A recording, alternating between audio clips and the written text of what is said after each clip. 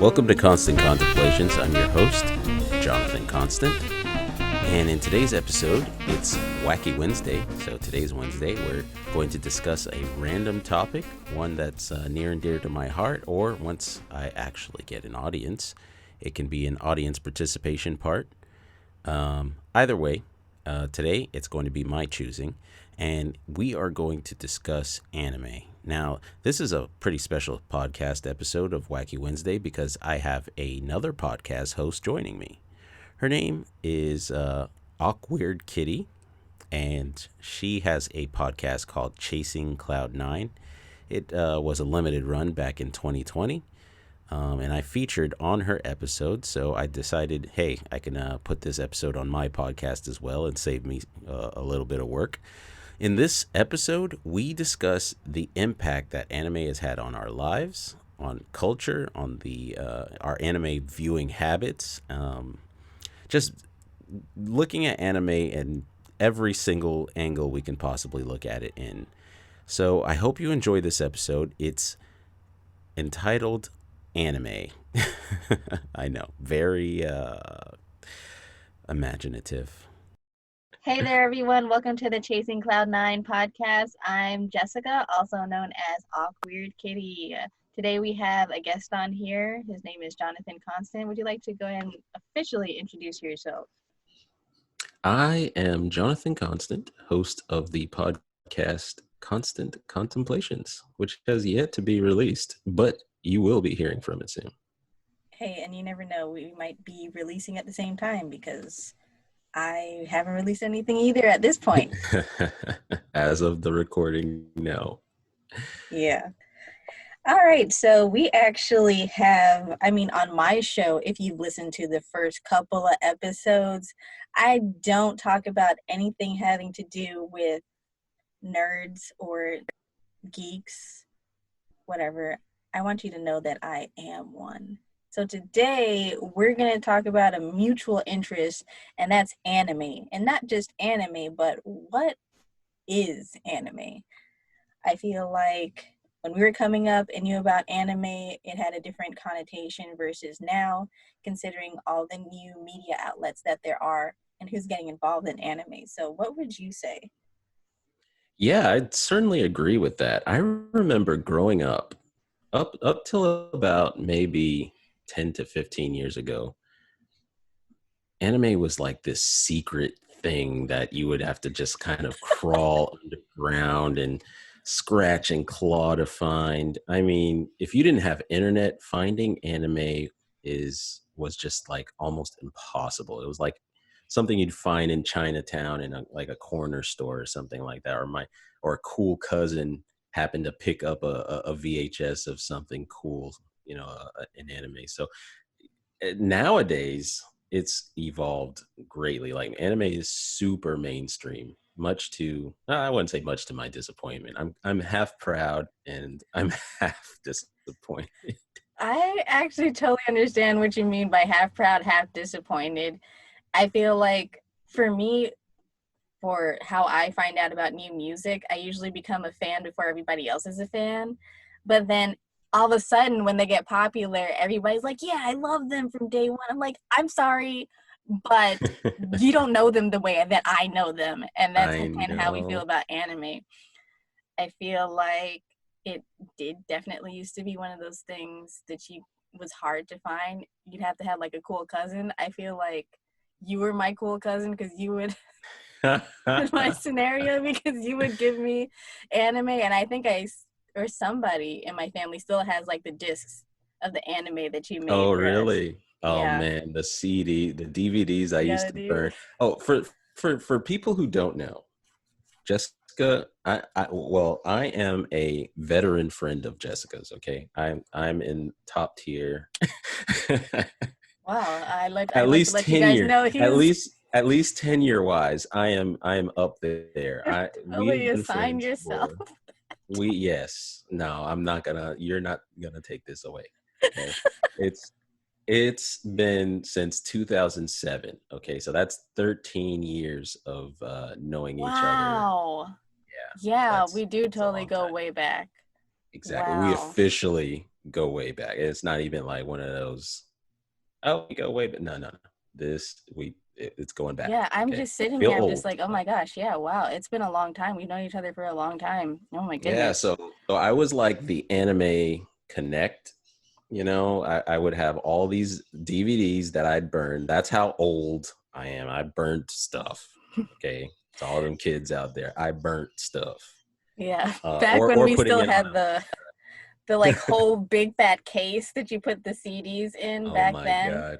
The nostalgia. I think Oh, one of them was Karekana, which is also called His and Her Circumstances, oh and yes. Full Metal Panic. A lot of people know about Full Metal Alchemist. No, totally different. Full Metal Panic. That was one of the big ones that we Yes. watched. Yes. But for me, I feel like a lot of people don't realize that, okay, anime is Japanese animation. Let's get that straight first and foremost. Now, it's evolved through time, but most people don't realize that they've been exposed to anime when they were younger, watching cartoons on Saturday morning. Dragon Ball Z, definitely anime. Sailor Yeah. Moon, definitely anime. But most people wouldn't realize that this is something foreign. And I feel like a lot of people growing up never realized that they're watching anime and they loved anime, but they would make fun of people that watch things like Mm-hmm. Naruto. Mm-hmm. And it Everybody was, has at least one. I know everybody has at least one they've seen and liked. yeah, And if they haven't seen one they liked, it's because they haven't given it a chance. They just wrote it off completely. But there's one, at least one out there for everyone. absolutely. I feel like anime, and I say this when it comes to, you guys are going to think that this doesn't relate, but I think that everybody likes a black girl. If they don't like black girls, they just haven't found the right one. Everybody likes anime. You just have not found the right anime. And I feel like, especially growing up, people would always put anime and hentai Oh God. in the same. So people would always think that anime was like this like disgusting porn or just like smut. Oh my I don't God. know where that came from. I mean, you can definitely get some porn anime, but it's not all porn, let It me tell you. exists. Yeah. I mean, people now, I think they definitely know that. Like you said, it's totally going mainstream. Mm-hmm. Like, what's some Yeah. of the more mainstream ones that are? It's some of them, they're not even Japanese animation. It's just anime-esque, but we wrap it into the same Yeah. thing. Yeah. Yeah, I think Avatar, The Last Airbender, is a huge example of that. That it's not even anime, but it's in the same vein and in the same style. For the longest time, I actually resisted watching it because I was a filthy I was a filthy purist, I'm like, oh, that's not real anime. They're just biting off of the anime style. This is from America. I was a filthy, as they would call weeb back in the day, and I'm ashamed of that version of me because I gave The Last Airbender a chance finally recently once I gained some perspective, and it's a good show. Well, at least the first the first one. But we don't not talk to about Legend of Korra here. no, we yeah. What was that? I don't know who's that. Yeah, but not to get too off subject, but yeah, I it's influenced so much now from music videos and hip hop to just clothing to just the way people live their lives. Even it's amazing how much it's blown up today. Yeah. When I think of it in like a timeline wise, it was very, at least depending where you're coming from, if you're watching anime, you're a nerd. Like, you cannot function in real life with other normal people. You're the sort of person that wears Naruto jackets and a Naruto headband and Hmm. runs up and down the school like Naruto. With your arms behind your back. With your arms behind your back, because it was scientifically proven to make I you run saw that faster. video. Makes you more And, aerodynamic. and then as time went on, it got more popular. You know, I think it's also because of, like you said in the beginning, you'd have to find somebody that knew somebody to give you some underground anime.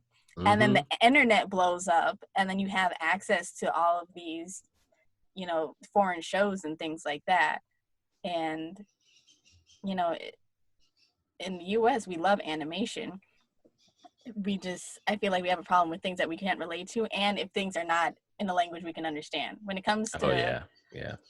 when it So, comes to subs, a lot of people, they really can't handle it. some people, I know somebody who literally said, I would love anime if they were all dubbed.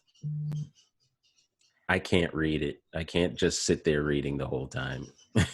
Well, you know, I've So that is a been, and I period think you in. can understand too about this purist mentality, this anime fan purist mentality, where it's just like, I'm sorry, but you're not going to play off American animation as anime, and we're not going to sit here and listen to dubbed anime. It's just not the Listen to a way. bunch of white people. Listen to a bunch of white people cover over, the original. Like, yeah, I'm definitely a subs over dubs guy most of the time, Yeah. with a few exceptions. And Yeah. As time goes another on, it's just definitely. like, you know what? If you love anime, you're going to do the subs, and sometimes you might do the dubs, because honestly, now that I'm old and my eyes are getting glossed over with age, I get tired. my eyes Tired at get night. tired of reading the subs. But let My me eyes tell hurt. you, it's like 99% better in Japanese, no matter what. Yeah, most of the time, yes. At least that's my opinion. But there are advantages to dubs, watching dubbed anime. I will say that, because you do notice the artwork more, because you're not reading and looking up, you notice the nuances in the characters' facial expressions.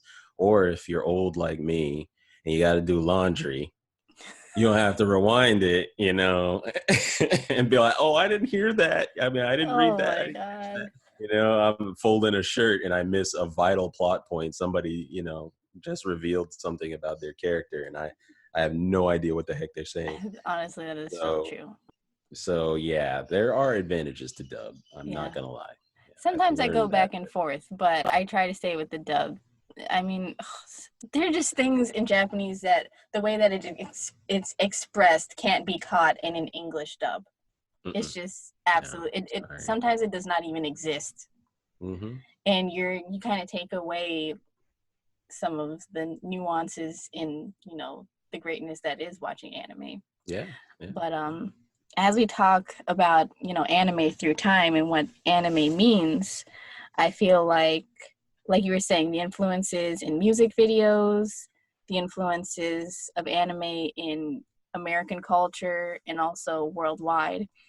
Like Netflix now has so much anime that a lot of them are not anime. Like, they don't come out of Japan. Yeah, yeah. They're making their own shows now. Some of it's based off of Japanese property, like Castlevania and stuff like that. But there are some original Netflix television shows where they have their own anime studio. Yeah. Which is just amazing. So yeah, honestly. yeah. And like you were saying, it captures like principles of anime. And I feel like that's what wraps in the definition of what is anime. Because no longer is it just that definition of, oh, it's just Japanese animation. Yeah. It used to be that. It used to be, if it's not from Japan, it's not anime. But now it's like, okay, now it's a style, like a style of animation now, and just very much like the 3D movies, like